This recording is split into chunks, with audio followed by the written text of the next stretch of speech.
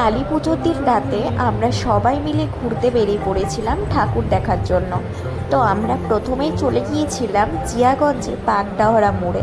তো সেখানকার বিশেষ থিম করেছিল কেরালার পদ্মনাভ স্বামী মন্দির। তো তোমাদেরকে বাইরে থেকে তো ভিডিওটা প্যান্ডেলটা দেখালাম আর কি। তো ভীষণই সুন্দর হয়েছিল, কি বলবো।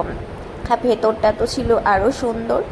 তো এই যে দেখো ভেতরটা। আর আমরা কালী পুজোর দিনই গেছিলাম, কারণ ও চলে গিয়েছিল পরের দিন ডিউটিতে। তো সেই জন্য আমাদের কাছে আর ঘোরার দিন ছিল না কালী পুজোর দিন, তো সেই জন্য গিয়েছিলাম সেই দিন। আর সেই দিন অবশ্য অনেকটাই ফাঁকা ফাঁকা ছিল তো অন্য দিনের তুলনায়। তো আমরা এখানে ফার্স্টে দেখে নিয়েছিলাম, তারপর আমরা চলে গিয়েছিলাম জিয়াগঞ্জে ভট্টপাড়ায়। তো এখানকার মেন মন্দিরটা ছিল বাইরে। তো সেখানে কালী পুজো চলছিল অলরেডি।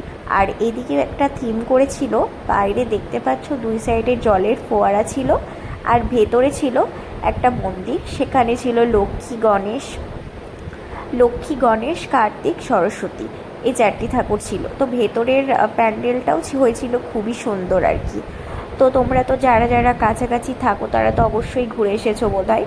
তো আমি ফার্স্ট টাইম গেলাম জিয়াগঞ্জে কালী পুজো দেখতে। তো এর আগে কোনোবার যাওয়া হয়নি।